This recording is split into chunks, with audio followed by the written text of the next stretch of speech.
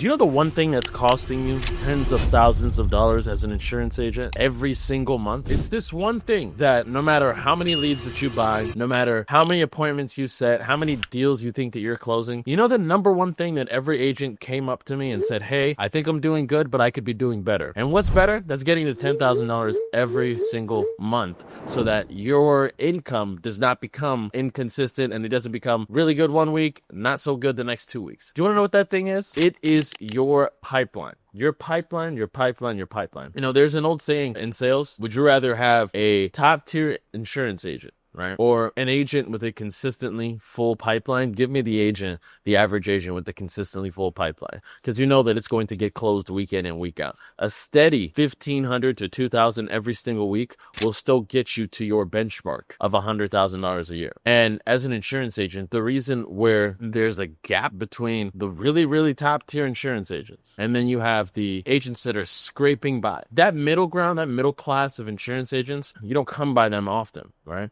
Unless it's just something where they're just purely doing it off of their own hours. Like if they're part-time, it's completely different. I'm saying if you are a full-time insurance agent working and you're not clearing these numbers, right? You usually have the agents that are already clearing well past that 10, 15, 20K a month, 30K a month, even more than that if they start to recruit, or they're barely scraping by. They're under $3,000 a month and they're still working full-time thinking they're going to figure this out. That is exactly who I'm talking to when I say a lot of the agents that I dealt with that were in your shoes that are probably dealing with what you are dealing with right now all had a faulty pipeline. If a pipeline has leaks, whatever's in that pipeline will flow out and you will not consistently be able to close deals. Again, if you are not able to follow these steps of your pipeline, right? If the lead comes in or you call a lead, you first need to figure out who the insurance is for. So these are a group of people that have shown interest. Maybe you need to just get the accurate date of birth, maybe the accurate zip code. That's what you're kind of touching base with them with. Once that happens, once you go through that process, the next thing that comes out is a quote. So these are all the people that you quoted. They may have not gotten back to you. They maybe say they can't afford it,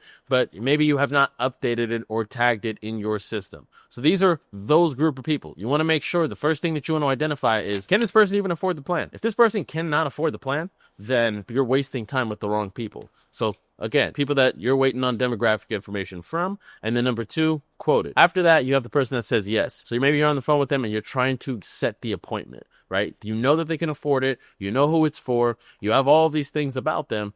But the one thing that you don't understand is, when do they have time to actually talk and go over the products that you have to offer them? Or when do they have time to sign up, right? If that's the process in which you go through. But that's the next step. And then, of course, you have the appointments. How many appointments are you actually setting on a consistent basis? If the answer is less than 3 as a new insurance agent every single day, then you're walking in and it's just going to be just a pure quantity issue, right? You're just not doing enough. You're not setting enough. You're not getting enough interested buyers from the lead batch that you have, or the calls that you're making, or the outreach that you're doing on a consistent enough basis to get to 10,000 a month. After that, maybe you are setting a whole bunch of appointments, but they're just not showing. So from there, you have to understand, okay, well, why are they not showing? Is it, again, a quantity issue where I'm just not setting enough? 2 out of 3 showing every time, or 1 out of 2 showing every time is not going to get the job done? Or is it an appointment quality issue where you're not uncovering enough information from them and their situation, what their needs are, what they're looking for? They don't know who you are. You haven't sent them enough credentials for them to actually trust getting on the phone with you. So maybe they just kind of like, yeah, send me the information and then hang up the phone. That is very likely as well. And maybe if, of course, from there, if it's an appointment issue, you got to go in and you have to understand, okay, am I calling these people consistently? Are they getting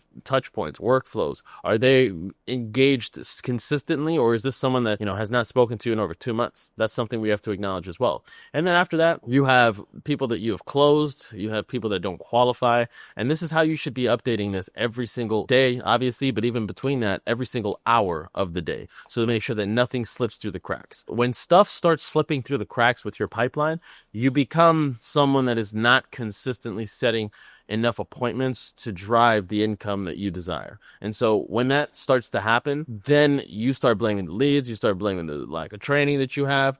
But the overall goal is you just need more people to talk to, and we can help you walk you through that step by step. At the end of the day, the pipeline itself is probably the life force of your business. And if your pipeline dries up, if you're not adapting with different technology to stay on top of your leads, your CRMs, your workflows, you're not calling people, like if you're not able to consistently keep up on a level that's higher than what you are operating at right now, then again, you have to seriously evaluate if additional resources, additional coaching, or just in general, if insurance is even for you to begin with. Until next time, guys, if you guys like videos like this, I drop them weekly. Please make sure you like, comment, and subscribe. And until next time, I'll see you guys very soon.